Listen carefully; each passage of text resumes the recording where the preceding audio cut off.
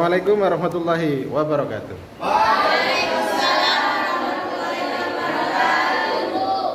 Hari ini kita akan kuliah. Mata kuliahnya apa? Metode penelitian kualitatif yang menyenangkan dan menantang. Asik pokoknya ya. Asik. Oke. Nanti jangan lupa subscribe, like and subscribe YouTube-nya ya. Pakai syarat ke? Ya.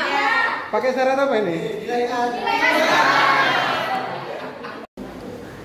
Baik, kita akan mempelajari mata kuliah metodologi penelitian kualitatif. Metodologi dari kata method and logos. Logos itu ilmu, metode itu ya metode ya. Ilmu yang membahas tentang metode. Metode apa? Metode penelitian kualitatif. Jadi mata kuliah kita itu adalah mata kuliah yang menyuguhkan ilmu yang membahas, yang mengkaji, yang mengeksplor, yang mendalami metode-metode, cara-cara melakukan penelitian kualitatif. Karena itu CP-nya, CP itu apa? Capaian pembelajaran. CP-nya mahasiswa mampu memahami. Nah, jangan lupa dan menerapkan. Nah, ini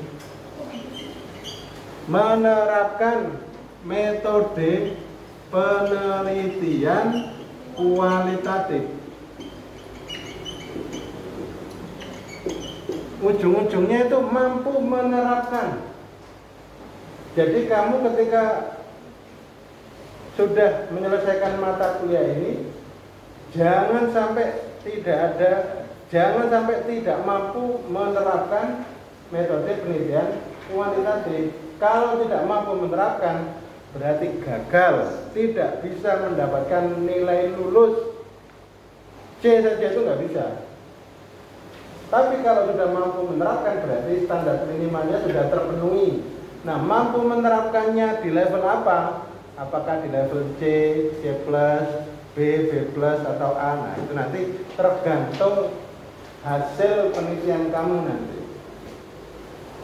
Karena itu UTS itu sudah harus selesai penerapannya supaya berikutnya, langkah berikutnya, tahapan berikutnya, kamu sudah bisa mentindaklanjuti hasil penelitian kamu, membuat laporannya, membingkainya menjadi artikel, dan mensubmitnya ke jurnal seperti mata kuliah metode penelitian kuantitatif. Sudah submit semua kan? Sudah ada jawaban semua? Belum.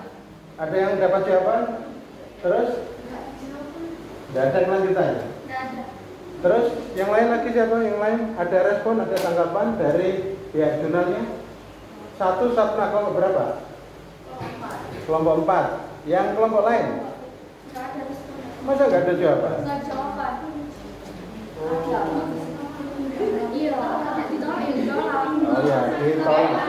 Ya, kamu itu biar nggak menggantung, mestinya itu harus ada jawabannya, diterima atau ditolak. Ini ada jawaban yang miliknya Sarnani dan kelompoknya, tapi kelanjutannya belum jelas juga. Oke, jadi jangan khawatir nanti kalau ternyata diterima dan berbiaya, jangan khawatir. Biayanya nanti bisa kita carikan.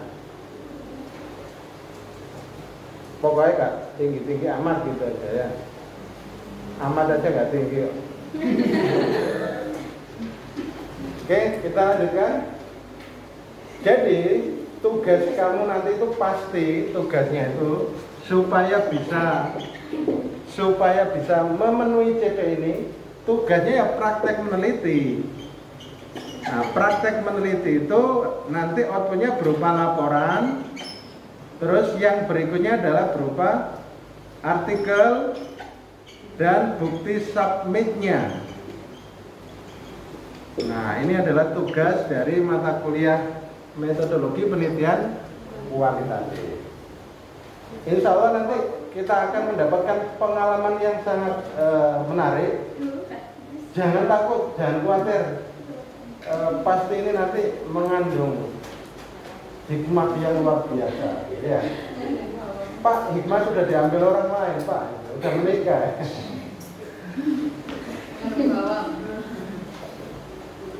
Oke, saya lanjutkan. Nanti kalau rekamannya nggak kuat ya, nanti nggak direkam lagi. Minimal intinya ini saya jelaskan.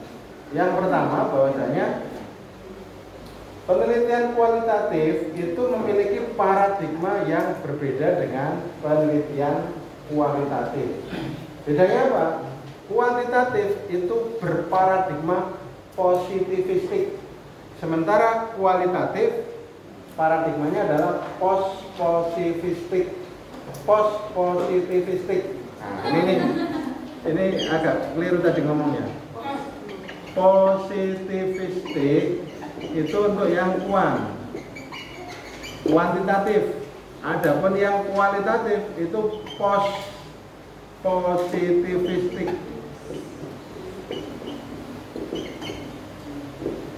Nah, ini yang kual. Jadi kualitatif itu paradigmanya adalah positivistik.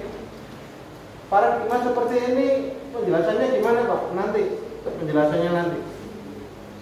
Kamu sementara catat dulu istilahnya. Nggak paham, Pak? Nanti kamu akan paham. Nah, berikutnya yang harus kamu pahami bahwasanya ketika paradigmanya itu kuantitatif positivistik, maka data yang dihasilkan dari penelitian yang berjenis kuantitatif, datanya adalah berupa angka. Kamu kemarin penelitian kuantitatif kan? Ya. Data kamu yang kemudian nanti kamu olah menggunakan rumus statistik, analisis korelasi itu ya. Itu kan data yang masuk itu data berupa angka. Angka diperoleh dari mana? Nilai. Dari alat atau instrumen yang bernama angket atau kuesioner. Yang angket kuesioner itu dibagikan kepada responden dan pilihan jawabannya itu ada skalanya. Skala kamu yang kamu pakai apa? Skala Likert. Skala Likert yang berapa? 5. Jadi skala Likert yang 5. Bisa sangat setuju, abstain atau ragu-ragu, tidak setuju, sangat tidak setuju, dengan bisa nilainya 5, 4, 3, 2, 1 atau terbalik 1, 2, 3, 4, 5. Pilihan jawabannya tidak hanya setuju atau tidak setuju, pilihan jawabannya bisa selalu, sering, jarang, kadang-kadang, tidak pernah. Begitu ya? Itu kemarin kuesioner kamu kan begitu ya? Nah, alat yang bernama kuesioner, instrumen yang namanya kuesioner atau angket itulah yang kemudian digunakan mengambil data, mendapatkan data berupa apa? Angka. Karena itu penelitian kuantitatif, ya penelitian yang menggunakan data berupa angka. Nah, sekarang kita mencoba move on dari angka, dari kualitatif, kita masuk ke penelitian kualitatif. Yang membedakan dari kuantitatif adalah data. Data yang diperoleh, data yang dihasilkan, data yang digali dari penelitian kualitatif adalah data berupa kata-kata atau data berupa kalimat atau data berupa dokumen. Karena itu teknik pengumpulan datanya pakai apa kalau kamu ingin mendapatkan kata-kata? Wawancara. Jadi kamu bisa wawancara dengan informan. Istilahnya tidak lagi responden ya. Istilahnya adalah informan. Jadi kamu untuk mendapatkan data penelitian kualitatif perlu melakukan wawancara dengan banyak informan. Wawancara yang dihasilkan apa? Tentu adalah ucapan-ucapan atau kata-kata atau kalimat. Sebaiknya kata-kata atau ucapannya dari informan itu direkam, direcord, sehingga kemudian nanti ketika ditranskrip itu nggak ada yang salah. Oke, selain wawancara, kamu bisa melakukan penggalian data menggunakan apa?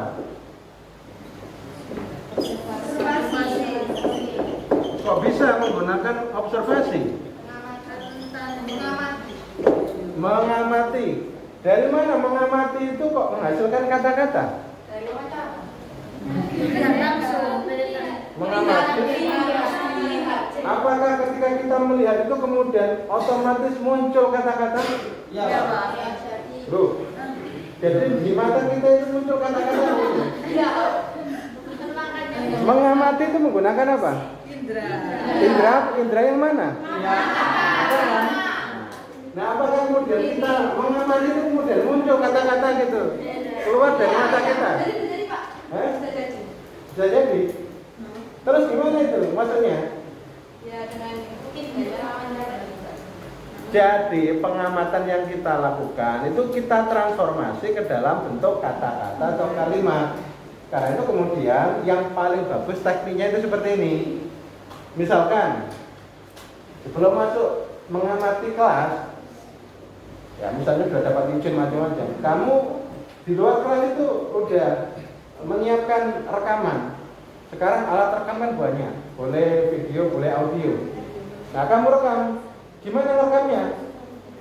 Yang direkam apa? Ya kata-kata kamu, ucapan kamu sendiri aja. Misalkan begini, ini Kamis tanggal 12 Oktober 2023 jam 10 saya akan melakukan pengamatan pembelajaran di kelas 10.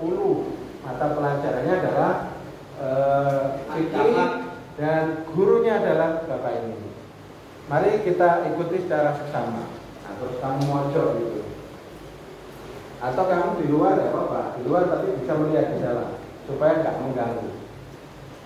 Nampak dari pandangan mata saya, guru memulai pelajaran dengan menyapa halo.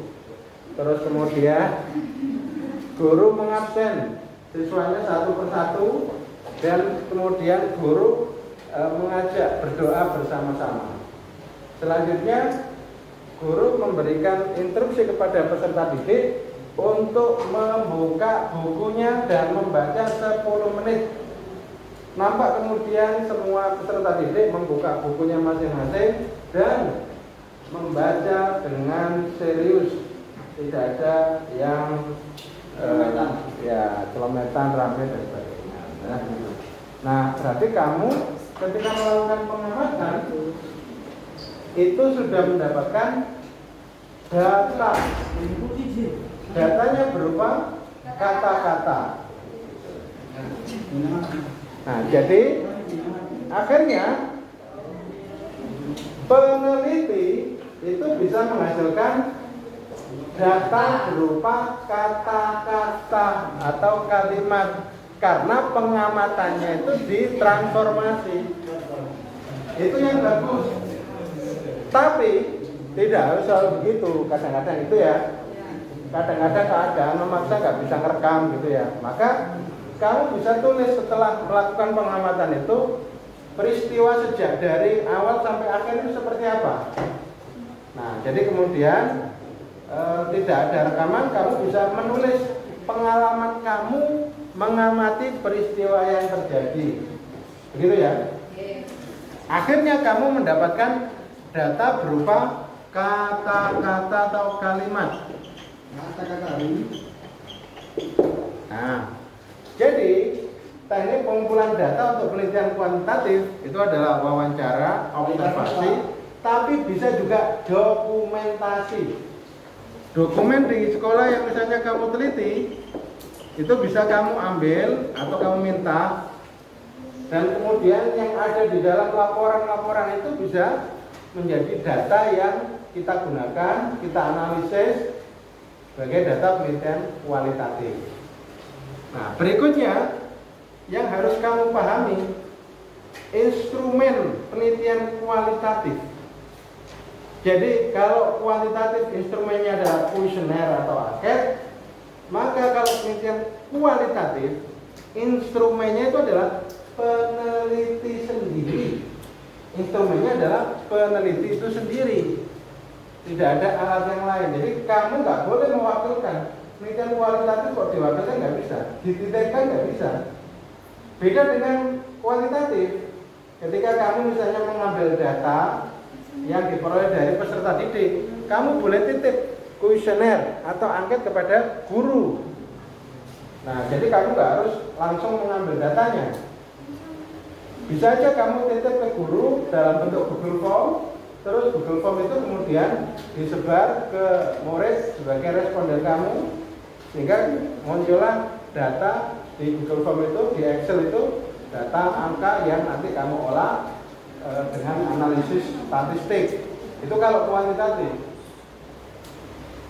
Jadi kalau kualitatif, ketika wawancara, ketika observasi atau pengamatan, yang melakukan itu adalah peneliti sendiri. Dan di situ nanti kamu akan bisa memberi interpretasi, memaknai apa sih yang terjadi itu sebenarnya. Peristiwa semacam ini kok kemudian terjadi itu bagaimana sih?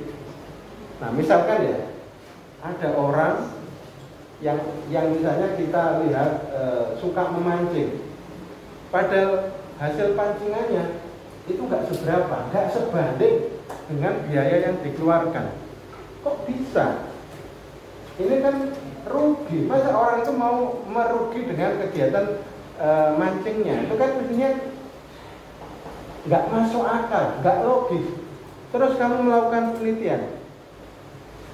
Saya coba akan melakukan pengamatan dan wawancara. Maka saya supaya seperti bagian dari mereka, supaya nggak ada resistensi, nggak ada penolakan, nggak ada kecanggungan dari pihak yang mau kita teliti dengan kitanya, maka kita itu seakan-akan menjadi bagian dari mereka. Saya juga seakan-akan walaupun nggak suka mancing misalnya, pura-pura suka mancing dan ikut bergabung dengan mereka.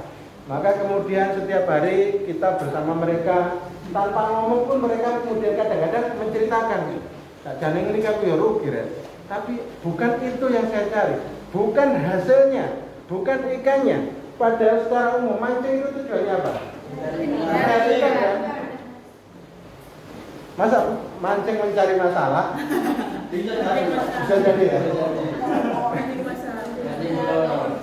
Nah, karena itu kemudian kamu bisa menggali. Nah, sebetulnya sampean itu mau apa kok mancing kok gak pengen golek iwake. Tapi golek networking, golek jaringan. Jadi memancing itu ternyata tujuannya adalah untuk membangun networking, membangun jaringan bisnis. Nah, bukan ikannya itu yang dicari. Ada lagi yang mungkin tidak seperti itu. Mancing itu secara umum teorinya mencari ikan, tapi ternyata ada yang untuk membangun networking. Ada lagi yang tidak demikian. Oh, ternyata orang ini hidupnya sumpah, cari kerjaan sumpah nggak dapat, di rumah juga diomelin misalnya. Maka akhirnya mancing, cari apa? Cari kesibukan atau cari hiburan. Nah, di sini peneliti sebetulnya peneliti kualitatif itu menggali makna dari setiap peristiwa yang digali, yang diteliti. Peristiwa memancing yang sejatinya di permukaan itu mencari ikan, itu ternyata di balik itu ada makna-makna lain yang diperoleh dari kegiatan memancing. Jadi makna memancing tidak sekedar mencari ikan, tetapi makna memancing bisa membangun jaringan, bisa mencari hiburan, atau mungkin mencari inspirasi, atau mungkin ada yang mau mencari jodoh begitu. Nah, itu semua kalau kamu teliti sedemikian rupa, maka kamu bisa memberi rekomendasi kepada pengelola pemancingan. Pemancingan kamu itu sebetulnya yang lebih banyak itu orang-orang yang butuh hiburan, orang-orang yang butuh pelarian dari masalah yang dihadapi. Mestinya cara ini apa sih, fasilitas pemancingannya itu yang seperti ini loh, yang pas itu, supaya semakin banyak orang itu datang ke sini ya. Nah, itu berarti manfaat penelitian itu nyata. Dampak penelitian itu ternyata menghasilkan perubahan kebijakan yang bisa merubah suatu keadaan gitu, membuat lebih baik. Itu kalau dalam contoh pemancingan. Dalam contoh pendidikan pasti lebih banyak lagi. Dan kita yang memang punya kepedulian atau punya passion, kamu punya passion kan? Kamu punya passion di bidang pendidikan. Karena kamu punya passion di bidang pendidikan, maka kamu itu mestinya juga berusaha secara maksimal gitu ya, untuk menggali masalah-masalah di bidang pendidikan dan memotretnya sedemikian rupa. Potretnya itu betul-betul jelas, clear, sehingga nanti menghasilkan kebijakan yang jelas dan clear, bisa mengubah keadaan, bisa membawa pendidikan di negara kita, di Indonesia, pendidikan umat Islam menjadi maju, masyarakat muslim menjadi berdaya, negaranya menjadi adidaya, adikuasa. Kalau menjadi adidaya, menjadi adikuasa, maka tatanan dunia itu yang ngatur umat Islam. Tidak seperti sekarang ini, tatanan dunia diatur oleh siapa? Negara adidayanya siapa sekarang? Amerika, Prancis, Inggris. Sehingga kemudian tidak bisa kita harapkan seperti sekarang ini. Coba berapa korban nyawa akibat ini? Konflik Palestina dengan Israel, berapa ini? Banyak, Kak. Ribuan kan? Ya. Coba ribuan orang mati. Kenapa itu terjadi? Karena salah satunya mungkin karena ketidakadilan yang terjadi. Kamu tahu kan peristiwa yang terjadi? Apa sih konflik yang terjadi antara Palestina dan Israel itu sebabnya apa sih? Intinya perebutan wilayah. Kenapa kok berebut wilayah? Ingin wilayah Yang salah itu siapa sih? Yang salah siapa? Israel ya, karena mereka itu, dan mereka Israel dan yang mendukungnya siapa itu? Amerika, Prancis, Inggris itu merasa punya legal standing. Kenapa? Karena Palestina itu belum merdeka, dan Palestina itu adalah awalnya adalah jajahannya Inggris. Kamu ngerti kan? Orang-orang Yahudi itu awalnya nggak punya negara. Iya. Jadi awalnya orang-orang Yahudi itu tersebar di Eropa. Terus kemudian zamannya Nazi, mereka diburu, dicari, dan akhirnya terjadi pembunuhan yang besar-besaran kan terhadap suku atau ras Yahudi oleh Nazi Jerman. Nah, ternyata waktu itu perang yang terjadi, yang menang itu sekutu. Ya, sekutu itu waktu itu ya Amerika, Prancis, Inggris itu. Dan termasuk salah satunya adalah negara yang dikuasai Inggris itu Palestina. Nah, mereka orang-orang Yahudi itu ternyata punya lobby kuat terhadap Amerika, Inggris, Prancis, sehingga mereka di backup untuk mendirikan negara di tanah yang menurut mereka itu dijanjikan. Memang dulu leluhur dalam arti nabi-nabi Yahudi itu dulu di Palestina. Tapi kan sudah lama sekali dan sudah banyak orang-orang yang menduduki di situ, orang Arab Palestina itu kemudian sudah ratusan tahun tinggal di sana dan memiliki tanah itu. Secara de facto yang menguasai tanah itu adalah orang-orang Palestina, dan orang-orang Yahudi nggak di situ. Orang-orang Yahudi itu tersebar di Eropa. Tapi akhirnya kemudian karena Amerika punya kuasa tadi itu, akhirnya bisa menguasai daerah Palestina itu, dan Israel akhirnya diboyong di situ. Orang-orang Yahudi diboyong di situ untuk mendirikan negara Israel. Akhirnya kemudian mereka memperluas wilayah sedikit demi sedikit. Tanah-tanah yang dikuasai oleh orang Palestina kan akhirnya semakin hilang, semakin habis. Karena setiap hari itu diambil terus. Nah, orang-orang Palestina selalu melawan terus, selalu melawan. Nah, kadang dibantu. Bahkan kemudian waktu tahun berapa itu Liga Arab juga membantu dan perang kan melawan Israel. Jadi negara-negara Arab bersatu untuk melawan Israel, kalah. Karena pembackup-nya adalah negara adidaya dikuasa, Amerika, Prancis, Inggris. Nah, akhirnya kemudian banyak negara yang mengusulkan solusinya dua negara. Solusi dua negara itu seperti apa? Solusi dua negara itu solusi di mana negara Israel diakui sebagai negara resmi berdiri di situ, negara Palestina juga demikian.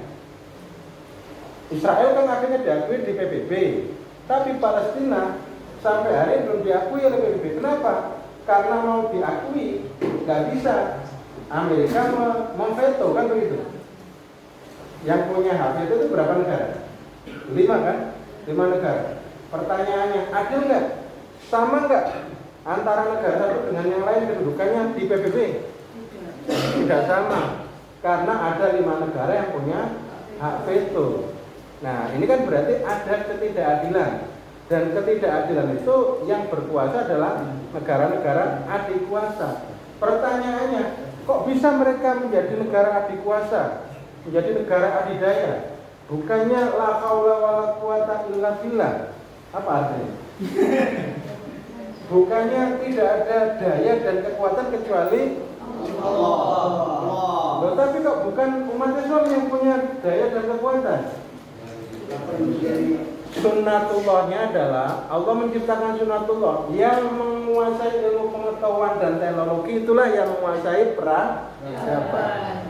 Kuasailah ilmu pengetahuan dan teknologi, lakukan riset-riset baik kualitatif maupun kuantitatif, menghasilkan ilmu pengetahuan yang luar biasa, menghasilkan kemajuan yang luar biasa, menjadi negara adidaya, berlakulah adil. Akhirnya kita bisa mewujudkan Islam rahmatan lil alamin. Kapan itu terwujud?